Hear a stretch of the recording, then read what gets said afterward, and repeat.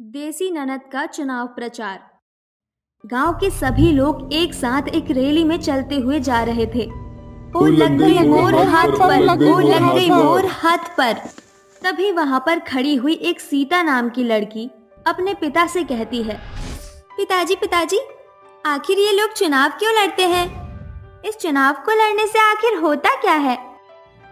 अरे बेटी, ये चुनाव है जो लोग एक दूसरे के साथ लड़ते हैं। चुनाव जो भी जीतता है सत्ता उसी के हाथ में होती है। यहाँ तक कि गांव की सारी जिम्मेदारियां और गांव के जो काम होते हैं सरकार चुनाव के बाद नेता को दे देती है। नेता उन सभी कामों को करता है।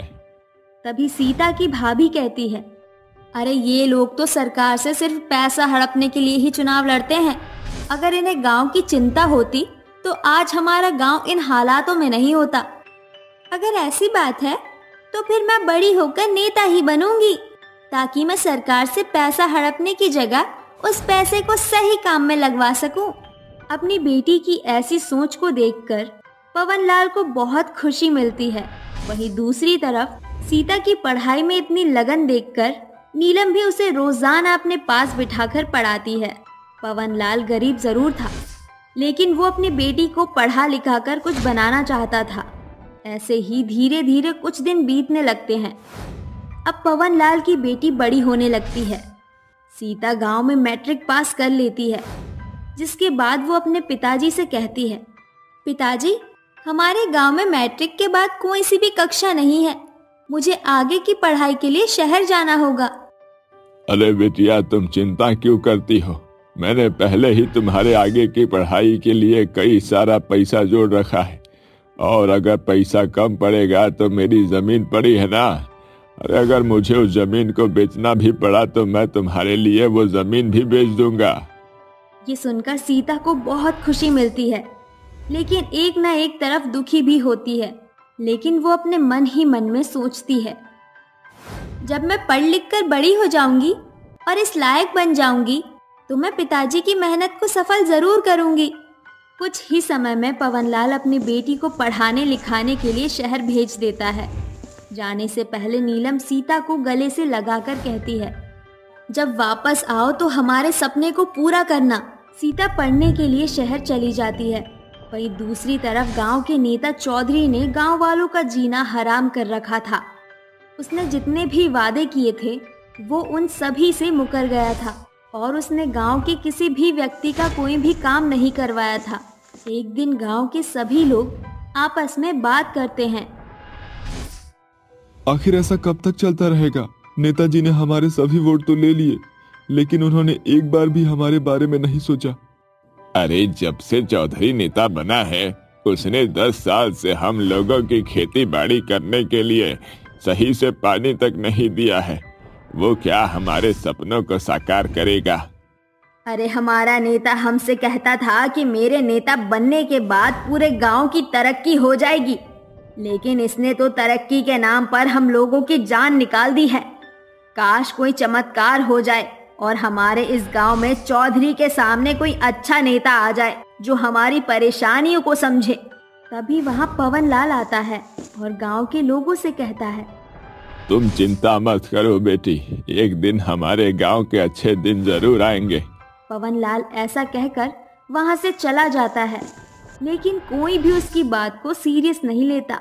वहीं दूसरी तरफ गांव में पानी की सुविधा ना होने की वजह से गांव के सभी लोग इकट्ठा होकर चौधरी के घर जाते हैं और उससे कहते हैं, अरे चौधरी साहब, ऐसा कब तक चलता रहेगा? हम लोगों के खेतों में पानी नहीं है। पानी की कमी की वजह से सारे खेत सूख गए हैं। इस बार पैदावार बिल्कुल भी अच्छी नहीं हुई है। हम आपके आगे हाथ जोड़ते हैं, हमें खेतों के लिए पानी की सुविधा करवा दीजिए। और साथ ही साथ हमारे गांव के सभी रास्ते बहुत ज्यादा कच्चे हो गए हैं, उन्हें भी बनवा दीजिए। कई बार तो गाड़ियों से हम लोगों के बच्चों का एक्सीडेंट भी हो गया है।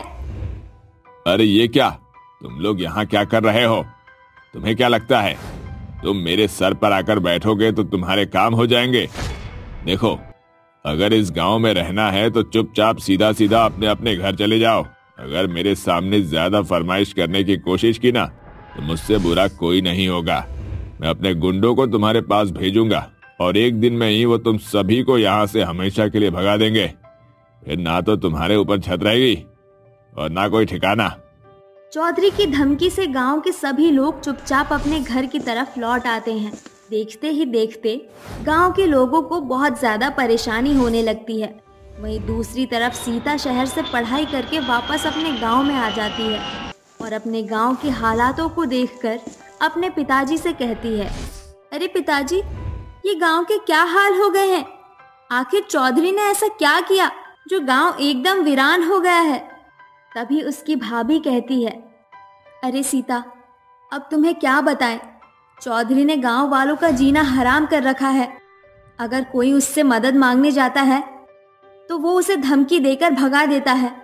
अगर ऐसी बात है तो अब मैं गांव वालों के लिए ये चुनाव लड़ना चाहूंगी और इस चुनाव को जीतकर मैं चौधरी को हराऊंगी और गांव के सभी कामों को करवाऊंगी।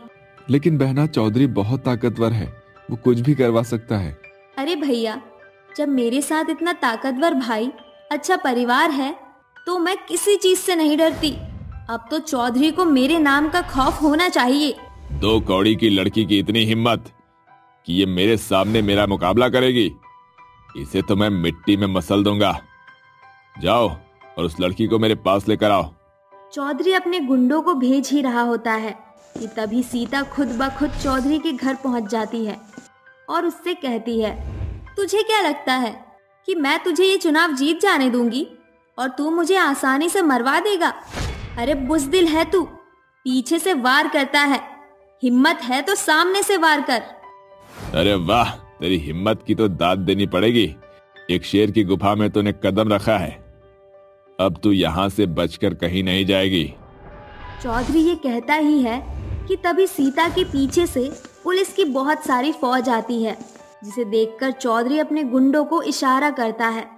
तभी सीता कहती है, दरअसल मैं तो तुम्हें यहाँ पर मुबारकबाद देने आई थी कि सभी लोग मेरे साथ हैं और मैं तुम्हारे सामने चुनाव लड़ने वाली हूँ।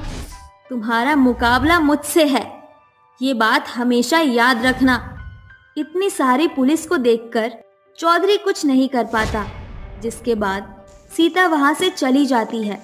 कुछ दिनों में गांव के सभी लोग सीता को वोट देने के लिए तैयार हो जाते हैं, क्योंकि सभी लोग चौधरी से बहुत ज्यादा परेशान हो चुके थे।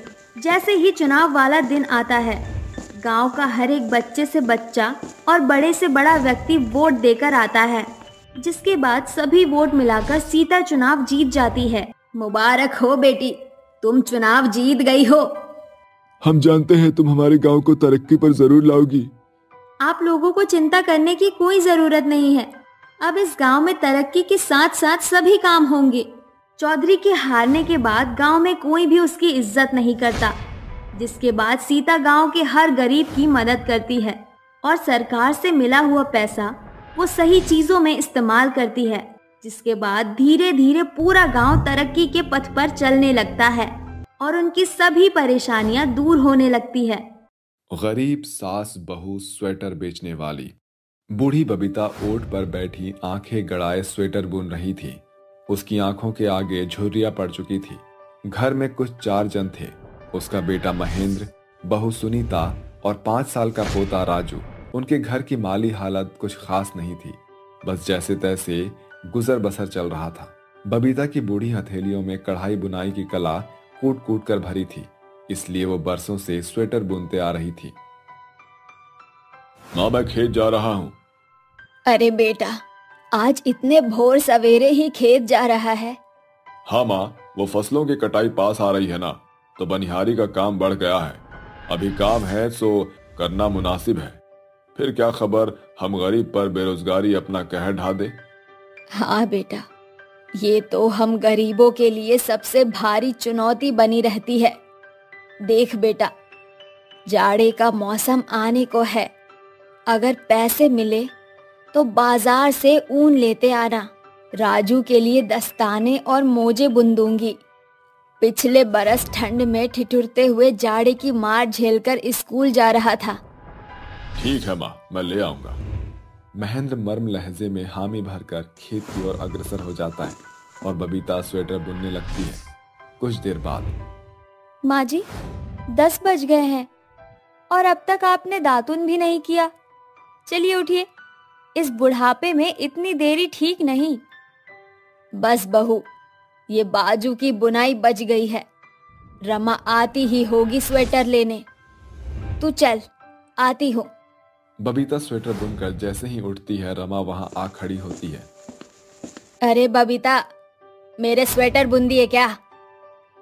हाँ रमा, ये रहा तुम्हारा स्वेटर। अभी हाल ही बुनकर उठी हूँ। स्वेटर की सुंदर बुनाई देखकर रमा की आंखें चमक उठती है। बावजूद इसके रमा फीका सा मुंह बनाकर किलकिल करती हुई कहती है, बबीता, तू ना अव्वल दर्जे की भुलक्कड़ है। मैंने तुझे गुंबद की बुनाई करने को कहा था। तूने तो स्वेटर में फूल पत्तियों की बनावट गढ़कर स्वेटर की शोभा बिगाड़ दी।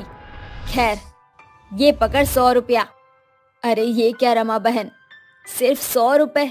बाजार में उनकी लागत बढ़ गई है और स्वेटर बुनने में बहुत श्रम लगता है। रहने दे बबीता, तेरे पैर भी पैतरे मैं जानती हूँ। 100 रुपए से एक आने भी ज्यादा नहीं दूंगी। वैसे भी ऐसे बुने हुए स्वेटर हाट बाजार में भी बिक रहे हैं। तुझे तो मेरा एहसान मानना चाहिए कि तू 4 पैसे कमा ले, इसीलिए बस तुझे स्वेटर बुनने को देती हूँ, समझी? रमा अपनी चिकनी चुपड़ी बातें बोलकर वहां से बचकर निकलती है। तभी सुनीता कहती है, माँ जी, आप आंखें गड़ाकर दिन रात स्वेटर बुनती हैं। बावजूद इसके रमा मौसी से लेकर सभी औरतें आपसे स्वेटर शॉल बनवाकर बदले में इतने कम पैसे देकर अपना पल्ला झाड़ लेती हैं। बहू, एक महेंद्र के कंधों पर सारा बोझ डालना सही नहीं, इसीलिए मैं स्वेटर बुन लेती हूँ। जो ही 10-20 रुपए मुनाफा हो रहा है। मगर माँ जी, उस 10-20 के पीछे अपना परिश्रम तो देखिए। सुनीता अभी ऐसा बोल ही रही थी कि अचानक कुछ लोग महेंद्र को कंधे पर संभाले लेकर आते हैं। अजी, आपके पैरों में क्या हुआ? अरे भौजाई, महेंद्र को खेत में करैत काट लिया रहा। जहर टखनों तक फैल गया था। तो डॉक्टर साहब को एक पांव काटे के पड़ गई हो। अभी कबहू काम ना कर पाई हैं। ये खबर सुनकर सास बहू स्तब्ध रह जाती है। उनकी आंखें नम हो जाती हैं। महेंद्र के अपाहिज होने के बाद घर की बिगड़ी दशा देखकर सुनीता बोलती है, माँ जी, मैंने तय किया है कि अब से मैं भी आपके साथ स्वेटर बुनने का काम करूंगी। कहते हैं ना कि गरीबी इंसान को सब कुछ सिखा देती है। घर में बढ़ती घटी को मिटाने के लिए गरीब बहू पूरी लगन के साथ अपनी सास से स्वेटर बुनना सीख लेती है। दोनों सास बहू सारा दिन स्वेटर बुनती। फिर एक दिन, क्या बात है बहू, तेरा चेहरा इतना बुझा बुझा क्यों दिख रहा है? क्या बताऊं माँ जी, सोचा था कि दोनों सास बहू साथ मिलकर स्वेटर बुनेंगी तो घर चलाना आसान हो जाएगा। मगर दिन रात के कड़े संघर्ष के बाद भी हमारे पास एक पाई की जोड़ती नहीं। स्वेटर की सिलाई बुनाई से जो पैसा बन पड़ते हैं वो कभी घर के खाली खत्ते भरने में लग जाते हैं और बचे खुचे पैसे राजू के बाबू के दवा दारू में लग जाते हैं। बहू, हियाब रख, भगवान कोई ना कोई राह दिखाएगा। समय बीतता है। फिर एक दिन शहर से सुनीता के बुआ का बेटा उससे मिलने आता है। अरे नरेश, तू? पाए लागू जीजी। नमस्ते माँ जी। माँ जी, ये मेरी बुआ का बेटा है, दिल्ली शहर में रहता है। अरे बहू, अब बातें ही करती रहेगी या जाकर नरेश के लिए चाय नाश्ते का जुगाड़ करेगी? सुनीता के घर में छाई गरीबी देखकर नरेश के मुंह की रंगत खोसी जाती है और वो झिझकते हुए बोल पड़ता है, दीदी, जीजा जी बिस्तर पर हैं। ऐसे में घर खर्च कैसे चल रहा है? मैं और माँ जी स्वेटर की बुनाई करते हैं, मगर सही मायने में वो पैसे पूरे नहीं पड़ते। दीदी, आप दोनों अपने हाथों के हुनर से अच्छी कमाई कर सकती हैं, क्योंकि शहर में रहने वाला हर एक बंदा हाथ से बुने हुए स्वेटर खोजता है। मैं आपके इस काम पर पैसे लगाऊंगा, आप सोच विचार कर बता दीजिएगा। नरेश की राय ठीक है बहू। मैं बरसों से स्वेटर बुनती आ रही हूँ। इस गांव में हमारे बुने स्वेटर का मोल 100 रुपए तक में ही सिमट कर रह गया है। शायद शहर जाकर हम गरीब सास बहू अपनी गरीबी को मात दे जाएं। गरीबी के तूफान से जूझती हुई सास बहू के जीवन में नरेश एक नाविक की नाई था। बबीता और सुनीता अपने परिवार के साथ शहर आ जाती हैं। दीदी, मैंने पूरे 1 महीने का कमरे का किराया दे दिया है। ये रहे पूरे 10,000 रुपए। आपके काम के लिए। शुक्रिया नरेश, मैं बहुत जल्द ये पैसे तुम्हें सूद के साथ चुका दूंगी। माँ जी, मैं स्वेटर के लिए ऊन लाने जा रही हूँ। दोनों गरीब सास बहू आस का दामन थामकर शहर में आकर नए सिरे से स्वेटर स्कार्फ सिलना बुनना शुरू कर देती हैं और साप्ताहिक बाजार में उन्हें बेचने पहुंच जाती हैं। स्वेटर ले लो, ऊन से बने गरम सस्ते स्वेटर ले लो। सुनीता की आवाज सुनकर एक बड़ी भीड़ भागते हुए उनके पास आती है और सानवी कहती है, वाओ, ये स्वेटर कितने यूनिक है और ये ऊन का स्कार्फ देखकर तो मेरा मन ललच गया। कितने का है ये? सुनीता के मन में अभी ये खौफ उथल पुथल मचा रहा था कि शहर में भी उन्हें मोल भाव की किलकिल ना सुननी पड़े, इसलिए वो नर्म लहजे में उस ग्राहक को बताती है, एक दाम दो, 100 है मैम साहब, क्योंकि ये ऊन के बने श्वेत हैं। ऐसे गर्म स्वेटर पूरा बाजार छान मारने पर भी नहीं मिलेगा। ये दो स्वेटर और ये स्कार्फ पैक कर दो। सानवी के बाद सभी ग्राहक बढ़ चढ़कर उनके बुने स्वेटर की खरीदारी करते हैं। उस रोज के बाद से गरीब सास बहू की जीवन सुधरती चली गई। अब उनके सर से गरीबी की बदरा छटने लगी थी। तभी रोचक नाम का एक शख्स उनके पास पहुंचता है। क्या आप दोनों वही सास बहू हैं जो स्वेटर बुनने का काम करती हैं? हाँ साहब, मगर आप हमें कैसे जानते हैं? अरे पूरे बाजार में आप दोनों की बेहतरीन स्वेटर बनने के चर्चे चल रहे हैं। मेरा नाम रोचक है, मैं कपड़ों का कारोबारी हूँ। अगर आप दोनों मेरे दुकान के लिए स्वेटर बुने तो बदले में आप अपने कला की कारीगरी की बड़ी कमाई कर सकती हैं। ठीक है साहब, हमें मंजूर है। ठीक है, ये लीजिए 50,000 रुपए एडवांस। बाकी पेमेंट स्वेटर तैयार होने के बाद मिल जाएगा। और हाँ, स्वेटर में बेबी कलेक्शन भी शामिल कर लेना। ये हमारे ऊन के बुने स्वेटर के बिजनेस के लिए फ्रूटफुल रहेगा। उस दिन से सास बहू रोजाना रोचक के लिए ऑर्डर पर स्वेटर बुनती हैं। सुनीता ने चंद ही दिनों में शहर के पहनावे ओढ़ावे को बारीकी से भांप लिया था। अब वो सिर्फ बटन वाले स्वेटर ही नहीं बल्कि कोटी sweater, full frock sweater, mirror work sweater collection को शामिल कर लिया।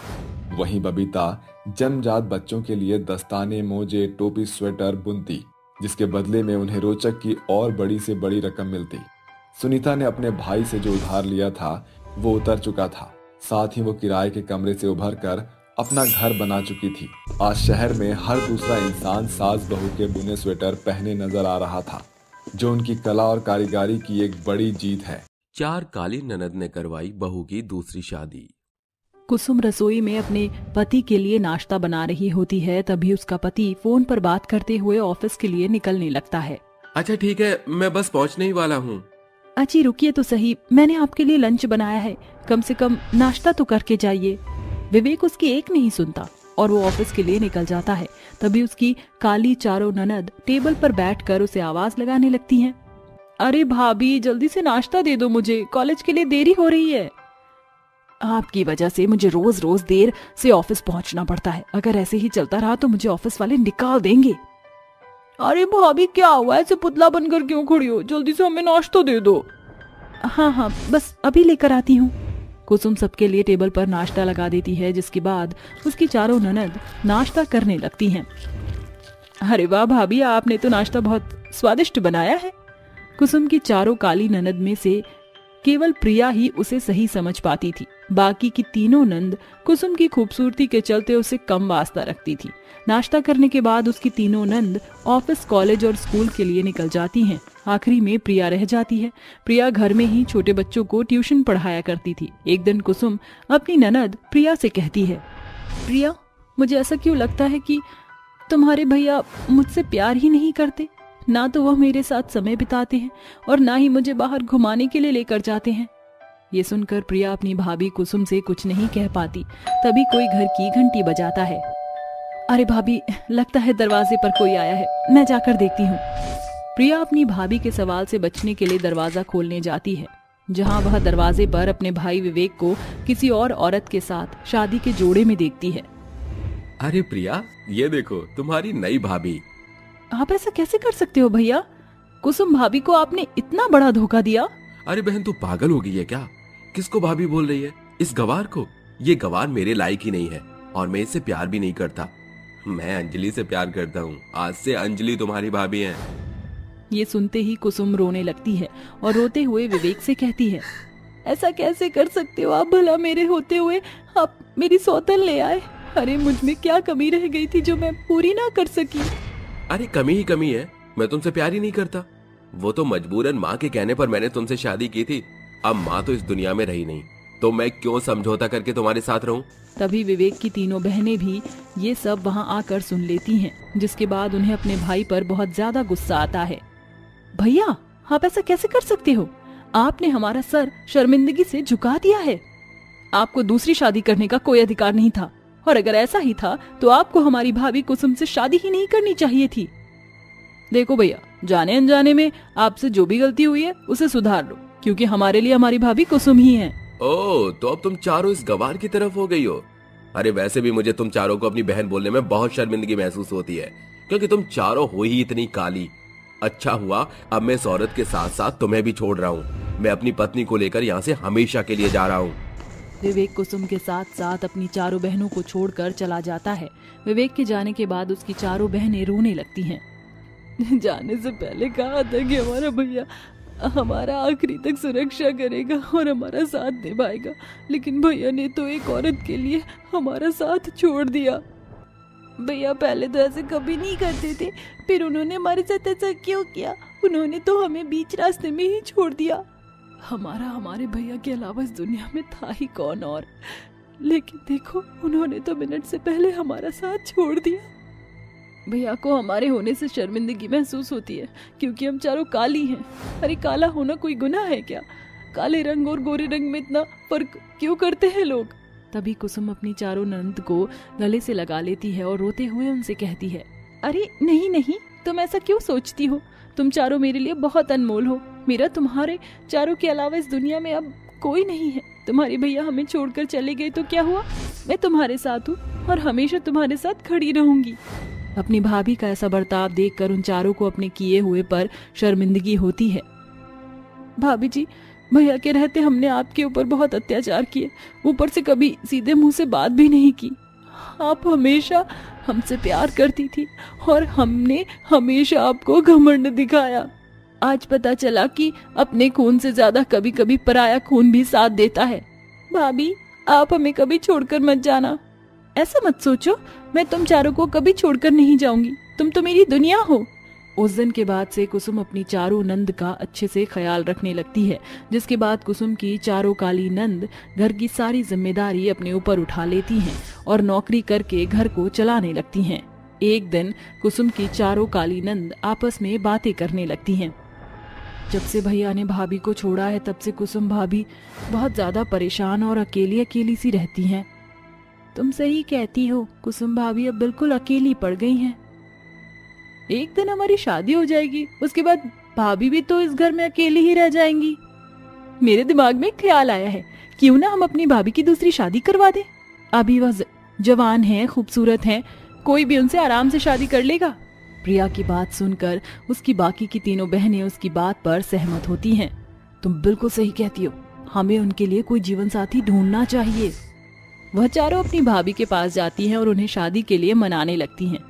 तुम चारों ये कैसी बातें कर रही हो? भला मैं दूसरी शादी कैसे कर सकती हूँ?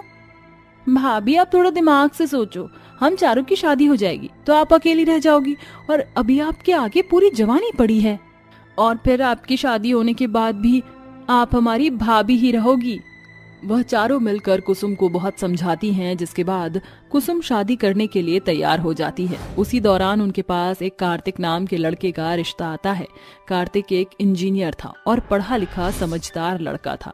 वह चारों अपनी भाभी का रिश्ता कार्तिक से तय कर देती हैं, जिसके बाद शादी की रस्में शुरू हो जाती हैं। सबसे पहले हल्दी मैं अपनी भाभी को लगाऊंगी। प्रिया अपनी भाभी को हल्दी लगाती है और हल्दी लगाने की रस्म पूरी करती है। ऐसे ही वह मेहंदी की रस्म करते हैं और आखिरी में जब शादी वाला दिन होता है तो चारों बहनें मिलकर अपनी सुंदर सी भाभी को शादी का जोड़ा पहनाकर तैयार करती हैं। भाभी आप बहुत खूबसूरत लग रही हो, किसी की नजर ना लगे आपको। चारों मिलकर कुसुम को मंडप पर लेकर जाती हैं, जिसके बाद कुसुम कार्तिक के साथ फेरे लेकर उससे शादी कर लेती है। जैसे ही विदाई का समय आता है वह चारों मिलकर दरवाजे तक अपनी भाभी को छोड़ने के लिए जाती हैं। जैसे ही प्रिया दरवाजा खोलती है, दरवाजे पर उसका भाई विवेक खड़ा होता है। ये सब क्या चल रहा है यहाँ पर? मेरे होते हुए तुम किसी और से शादी कैसे कर सकती हो? जैसे आपने भाभी को धोखा देकर किसी और से शादी की थी, बिल्कुल वैसे ही। आप हमारी भाभी के लायक हो ही नहीं। अपने सामने अपनी पत्नी को किसी और के साथ शादी के जोड़े में देखकर विवेक की आंखों में आंसू आ जाते हैं और उसे अपनी गलती का पछतावा होता है। मैं गलत था, मुझे मेरी गलती की सजा मिल गई। मैं तो माफी मांगने के लायक भी नहीं हूँ। कुसुम, मैंने तुम्हारा दिल दुखाया है, हो सके तो मुझे माफ कर देना। मैंने अंजलि से शादी तो कर ली, लेकिन अंजलि मेरा सारा पैसा लेकर किसी और के साथ भाग गई। काश मुझे सही और गलत में फर्क नजर आ जाता, तो शायद मैं ऐसा कदम कभी नहीं उठाता।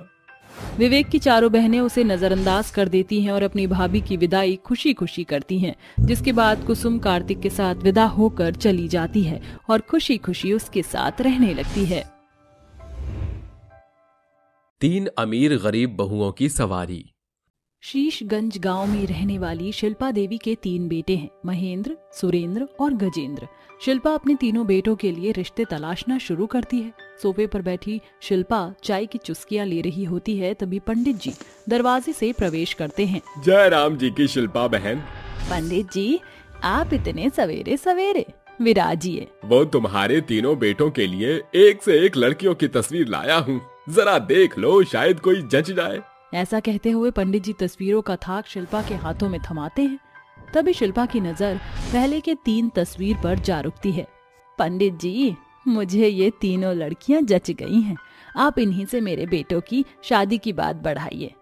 अरे शिल्पा बहन, ये तीनों तस्वीर वाली लड़कियां अलग अलग तबके से हैं। ये त्रिशाला है, ये माया और ये गूंजा, जो बगल के गांव के गरीब किसान की बेटी है।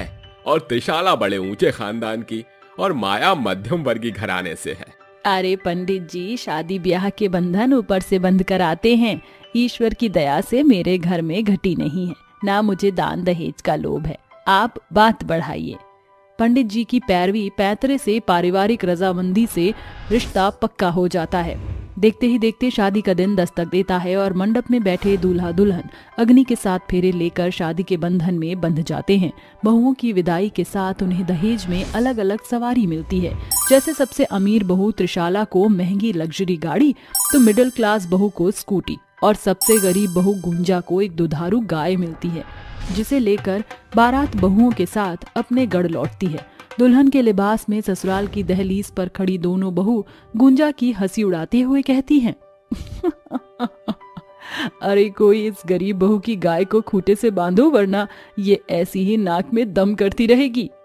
जेठानी जी, मेरी बेजुबान गाय आपसे कोई मीठे मिष्ठान तो मांग नहीं रही, जो आप मेरी गौरी को देखकर ऐसे मुंह बना रही हैं। मुंह नहीं बनाओ तो क्या तारीफ के पुल बांधूं? तुम्हारे बाप की दहेज देने की औकात नहीं थी, जो 2 कौड़ी की गाय थमाकर खदेड़ दिया। देखो, मेरे डैडी ने मुझे लाखों की लग्जरी गाड़ी गिफ्ट में दी है। सोचो कैसा लगेगा जब मैं तुम्हारे सामने से कार में सवार होकर गुजरूंगी। हाँ त्रिशाला, खूब मजा आएगा जब मैं और तुम कार और स्कूटी की सवारी करेंगे, वहीं हमारी गरीब देवरानी 2 कौड़ी गाय की सवारी करेगी। उनकी ऐसी बातें सुनकर गरीब बहू समझदारी से चुप्पी साधना ही बेहतर समझती है। समय बीतता है। एक सुबह तीनों बहुएं अपनी सवारी को साफ कर रही थीं। तभी त्रिशाला तफरीबाजी करते हुए कहती है, माँ। अरे ओ हमारी गरीब देवरानी, अपनी सो कॉल सवारी की भोंपू बंद करने को कहो, इसकी गुहार हमारे कान फाड़ रही है। गूंजा रानी, तुम हमारी देखा देखी अपनी गाय को खामखा गीला कर रही हो, क्योंकि कुछ ही क्षण बाद यह गोबर में सनी नजर आएगी और हमारी सवारी सप्ताह भर चमचमाती हुई दिखेगी। जेठानी जी, अगर आपको मेरी गाय गौरी के गोबर देने से डा है तो आप भी गुसलखाने में घर बनाकर रंगारंग कार्यक्रम करते रहिए, किसने मना किया? यह सुनकर दोनों बहुएं गुस्से से फुफकारती हुई कहती हैं, तुम्हें तो हम देख लेंगे। देखो मगर प्यार से। समय बीतता है, बावजूद इसके तीनों बहुओं में अपनी अपनी सवारी को लेकर तू मैं बढ़ती ही जाती है। एक सुबह मेरी सवारी गाड़ी तुम दोनों की तुच्छ सी सवारियों को चुटकी में मात दे सकती है। त्रिशाला, माना की सवारी में मेरी स्कूटी तुमसे छोटी है, मगर ये मत बोलना कि मेरी एक्टिवा फर्रारी की तरह भागती है, इसलिए तुम दोनों मेरे आगे घर में ही घुटने टेक दो, वरना रेस के लिए तैयार रहो। मेरी दोनों जेठानियों, जब तक इंसान मैदान में महारथी साबित नहीं हो जाता, उसे अपने मुंह मियां मिट्ठू नहीं बनना चाहिए। अब तो रेस हो ही जाए। तीनों बहुएं अपनी सवारी का लोहा मनवाने के लिए रेस की शर्त स्वीकार कर लेती हैं और यह बात शिल्पा को बताती हैं। यही बेहतर है कि कम से कम इस रेस के बाद रोज रोज मेरा घर मछली बाजार तो नहीं बनेगा। अगले ही दिन जहां अमीर त्रिशाला अपनी कार, माया अपनी स्कूटी और गरीब बहू अपनी गाय पर सवार हो जाती है, पूरा गांव उनकी सवारी रेस को देखने के लिए मैदान में उतर जाता है। अब सुनो, जो अपनी सवारी के साथ इस नुक्कड़ से गांव की सीमा के पास पहले पहुंचेगा वही जीत का ताज पाएगा। देखते हैं जीत किसकी होगी। तीनों बहू अपनी अपनी सवारी को दौड़ाने लगती हैं। त्रिशाला अपनी गाड़ी की स्पीड तेज करके सबसे आगे निकल पड़ती है, वहीं माया भी अपनी स्कूटी को रफ्तार से भगाती है। त्रिशाला कहती है, जीत तो मेरी ही होगी। अचानक त्रिशाला की कार का पहिया एक गड्ढे में बुरे तौर से फंस जाता है, वहीं माया की स्कूटी का पेट्रोल खत्म हो जाता है। मेरी स्कूटी को अभी साथ छोड़ना था, इसके तेल को भी अभी तेल लेने जाना था। आखिरकार जीत गुंजा और उसकी गाय गौरी की होती है, जिसके साथ पूरा गांव तालियों की गड़गड़ाहट के साथ उसका साथ देते हुए ठहाके मारकर शहरी बहुओं के सवारी गाड़ी का ठट्ठा उड़ाने लगती है। देख लो जेठानी जी, आज मुझ गरीब बहू की गौरी की सवारी ने मुझे जिता दिया। आप दोनों की दशा उस जीत में हारे खरगोश के जैसे है, जिसे अपनी तेज गति का घमंड था, मगर धीमी गति के एक कछुए ने उसे मात दे दिया, मेरी तरह। गरीब बहू की यह बात सुनकर दोनों गुस्से से दांत पीस कर रह जाती हैं। समय बीतता है। एक रात गुंजा की सेहत उसका साथ छोड़ जाती है और शिल्पा कहती है, त्रिशाला, माया, जल्दी से यहाँ आओ। क्या हुआ माँ जी, इतनी रात को नींद में टांग क्यों अड़ा रही हैं? अरे गुंजा बहू की हालत बिगड़ गई है, अपनी गाड़ी निकाल, इसे अस्पताल ले जाना होगा। माँ जी, गुंजा के पास तो हमसे बेहतर फरारी की सवारी है। उस दिन तो बड़ी डींगे हाँक रही थी, अब क्या होगा? मेरी गाड़ी ऐसे एरो गैरो के लिए नहीं है। हाँ माँ जी, मुझे भी माफ करिए।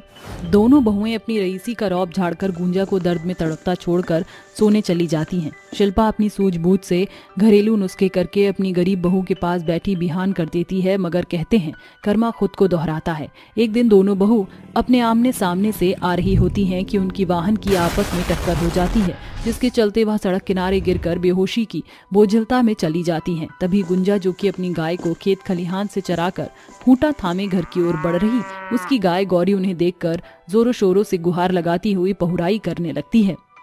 गौरी, क्या हो गया तुझे? चारा खाकर तेरा पेट टंच नहीं हुआ क्या? क्यों रेक रही है? गौरी का इशारा बूझकर जैसे ही गरीब बहू पीछे पलटती है तो अपनी जेठानी को खून में लथपथ देखकर दंग रह जाती है। अरे, ये तो मेरी जेठानी जी हैं।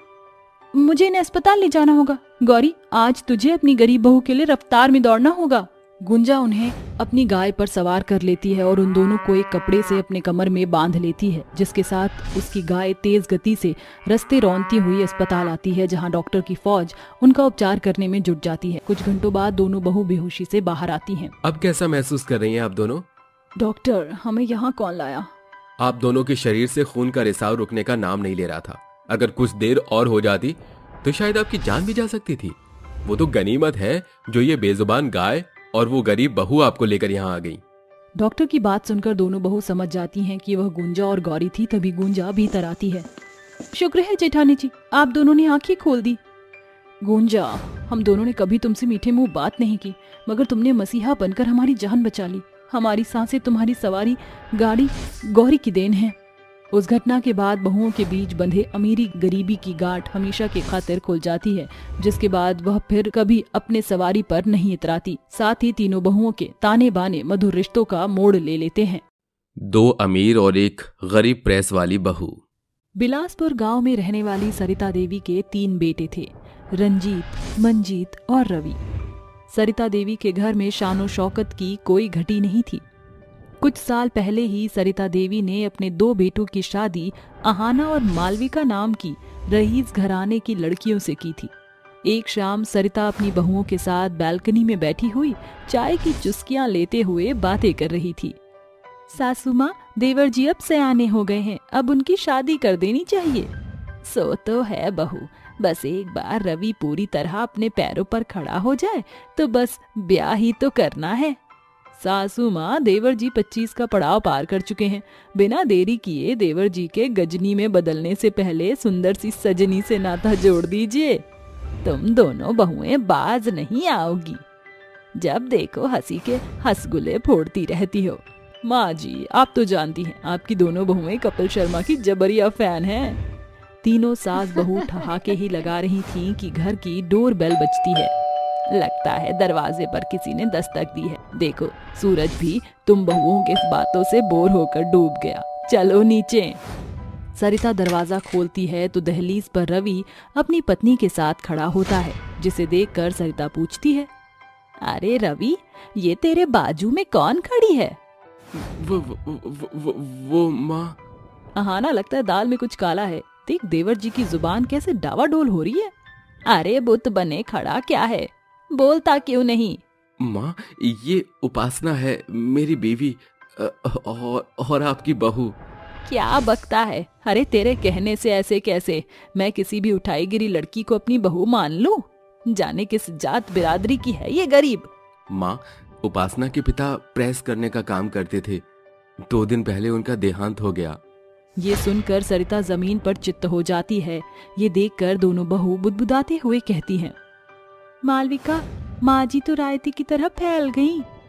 अरे कहीं निपट तो नहीं गई? अभी तो दस्तावेज पर दस्तखत भी नहीं किया है इस बुढ़िया ने। उपासना सरिता को सहलाती हुई कहती है, माँ जी उठिए, माँ जी जल्दी से पानी लाइए।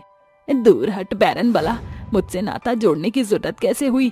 कान खोलकर सुन ले रवि, सरिता देवी ने ये शानो शौकत अपने बलबूते पर इसलिए हासिल नहीं की कि कोई भी गरीब मेरी बहू बन जाए।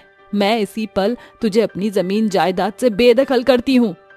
माँ जी ऐसा गजब न कीजिए, तुझे गरीब बला के गिड़गिड़ाने से तेरी दाल नहीं गलने वाली। उपासना, चलो यहाँ से। रवि और उपासना वहाँ से निकल पड़ते हैं। मेरे कारण माँ बेटे के बरसों के रिश्ते में फूट पड़ गई। अगर मुझे अंदेशा होता कि मुझसे शादी करना तुम्हारे जीवन के लिए श्राप बन जाएगा तो मैं तुमसे दूर चली जाती। उपासना, तुम खुद को क्यों दोष देती हो? भाग्य का लिखा टलता नहीं। रवि, ये लो, ये गहने बेच आओ। हाल फिलहाल में सर छुपाने की छत और कुछ पैसे तो चाहिए ना, इससे कुछ तो बन पड़ जाएगा। दोनों एक छोटी सी बस्ती के भाड़े के घर में गृहस्थी बसाते हैं। बचे हुए पैसे से उपासना प्रेस खरीद कर कहती है, रवि, मैंने सोचा है कि मैं इस्त्री का स्टॉल खोल दूं, ताकि जो 4 पैसे आएंगे उससे इस घर का भाड़ा और इस गरीबी में हमारा गुजारा भत्ता चल बन जाएगा। उपासना की सोच में रवि उसे समर्थन देता है और उपासना बस्ती के बाहर बोर्ड टांग कर इस्त्री का स्टॉल खोल लेती है। तभी कौशिक नाम का एक शख्स कपड़ों का ढेर लिए हुए वहां आता है। आइए काका। बेटी, ये कुछ प्रेसिंग के कपड़े हैं। प्रेसिंग का क्या कॉस्ट है? बेहद साधारण शुल्क है काका। नया नया कारोबार है। एक जोड़ी पैंट और शर्ट की प्रेसिंग के लिए सिर्फ 5 रुपए। ठीक है बेटी, ये सारे कपड़े प्रेस करके पुष्पांजलि रेजिडेंट में पहुंचा देना। वह गरीब बहू बड़ी लगन से कपड़े प्रेस करने लगती है। कुछ देर बाद वह गहरी सांस लेते हुए कहती है, शुक्र है सारे कपड़े प्रेस हो गए। अब जल्दी से इन्हें गठरी में बांध कर दे आती हूँ। जब गरीब प्रेसिंग किए हुए कपड़े पुष्पांजलि रेजिडेंट पर पहुंचने आती है तो वह कौशिक के घर अपनी सास को पाती है। ये लीजिए कौशिक काका कपड़े। माँ जी आप यहाँ? बहुत खूब मेरी गरीब बहू, अपनी रईस सास को रुस्वा करने के लिए तू लोगों के कपड़े लत्ते प्रेस करने लगी। बंद करिए ढोंग और बता, कितनी नोटों के पुलिंदे लेकर मेरे बेटे का पीछा छोड़ेगी तू? माफ करना माँ जी, मगर ये गरीब बहू बिकाऊ नहीं। मुझ गरीब को चाहे अपनी हड्डियां गलाकर भी कमाना पड़ जाए तो भी मैं मेहनत से पीछे नहीं हटूंगी। चलती हूँ। गरीब बहू की बात सुनकर सरिता गुस्से से बौखलाकर बुदबुदाते हुए घर आती है। 2 कौड़ी की गरीब गवार खुद को समझती क्या है? सरिता देवी के सामने बड़बोली बहू बनने की गुस्ताखी की कैसे इसने? मालविका, लगता है माँ जी का पारा चढ़ा हुआ है। यही सही मौका है दस्तावेज पर दस्तखत करने का। माँ जी, बैंक वालों ने ये पेपर भेजे हैं, आप जरा इन पर साइन कर दीजिए। सरिता बिना पेपर पढ़े लिखे दस्तखत कर देती है। गुजरते समय के साथ गरीब बहू की प्रेसिंग किए कपड़े पूरी सोसाइटी को पहली पसंद बन जाती हैं। एक दिन, क्या बात है रवि, आप बड़ी परेशान दिख रहे हैं। क्या करूं उपासना, 1000 जगह नौकरी की अर्जियां दे चुका हूं, बावजूद इसके कहीं भी बात नहीं बनी। अजी धीरज धरिए, मेरे प्रेस का काम जोरों पर चल रहा है। अगर हम दोनों मियाँ बीबी मिलकर बांट कर काम करेंगे तो कपड़ों की प्रेसिंग से बेहतर कमाई होगी। बस आप प्रेसिंग के कपड़े लाने और पहुंचाने का काम संभाल लेना। ठीक है उपासना। सूरज की पौ फटने के कुछ ही देर बाद दोनों पति पत्नी प्रेसिंग का काम शुरू कर देते हैं। गरीब बहू एक सवेरे से सांझ की बेला बीतने तक कपड़े प्रेस किया करती और रवि कपड़े पहुंचाता। इस तरह सभी घरों से आए हुए पैसे गिनती में गरीब बहू के लिए बेहतर आमदनी साबित होते हैं। उपासना, अगर कपड़ों की प्रेसिंग से इंसान इतना अच्छा पैसा कमा सकता है तो ये किसी और की चाकरी करने से बेहतर है। हर महीने के साथ गरीब बहू की प्रेसिंग के द्वारा मिली आमदनी में इजाफा होता चला जाता है, जिससे अब वह बस्ती से निकलकर एक बड़े घर की नींव रख लेते हैं, जिसके बाद फिर कभी उन्हें पीछे पलटकर देखने की जरूरत नहीं पड़ती। वहीं दूसरी तरफ सरिता की दोनों बहुओं का सताव शुरू हो जाता है। अरे ओ बुढ़िया, जरा जल्दी जल्दी हाथ चला, अभी बर्तन चौका करना बाकी है। अरे बहू, इतनी ज्यादती तो कोई गैरों के संग भी नहीं बरतता। एक तो तुम दोनों ने धोखे से मुझसे सब कुछ छीन लिया और अब अपनी सास के साथ ऐसा सुलूक कर रही हो। हाँ, ये बुढ़िया, बड़बोली बनने से बात नहीं बनेगी, काम कर, वरना वो रहा बाहर का रास्ता। अपनी रईस बहुओं की ज्यादतियों से उकताकर सरिता रोते बिलखते हुए घर से निकल पड़ती है और राह चलते हुए वह बेसुध होकर अपनी गरीब बहू के घर के बाहर बेहोश हो जाती है। रवि, लगता है बाहर कोई बेहोश पड़ा है, जरा जल्दी से पानी लाना। जैसे ही उपासना सरिता को सीधा करती है वह दंग रह जाती है। माँ जी, रवि जल्दी आओ। रवि अपनी माँ को अंदर लाकर लेटा देता है। उसी दौरान डॉक्टर भी वहाँ दस्तक देते हैं। डॉक्टर, सासू माँ को क्या हुआ है? देखिए, इन्हें बढ़ते बुढ़ापे में खान पान अच्छा नहीं मिला और ज्यादा कामकाज करने के चलते इनकी दशा दुबली हो गई है। इन्हें बेड रेस्ट की जरूरत है। कुछ ही देर बाद सरिता बेहोशी से बाहर आती है और बहू को देखकर उसकी आंखों से आंसू बहने लगते हैं। वह उन्हें सारी वारदात बताती है। बहू, मैंने जिस अमीर बहू पर आस लगाया उन्होंने मेरे साथ छल किया और जिसे मैंने दुत्कार दिया वही गरीब बहू आज बुरे दौर में मेरा गढ़ बनकर खड़ी है। माँ जी, जो हुआ उसे बुरा दौर समझकर भुला दीजिए। इस तरह शान और शौकत छिन जाने के बाद सरिता देवी के घमंड से चढ़ी बहुएं काबू में आ जाती हैं। बुरे दौर में गरीब बहू ही उसका गढ़ ठहरती है। साथियों, कभी किसी को खुद से कमजोर समझने की भूल ना करें, क्योंकि जीवन का पासा कब पलट जाए ये किसी को नहीं पता होता।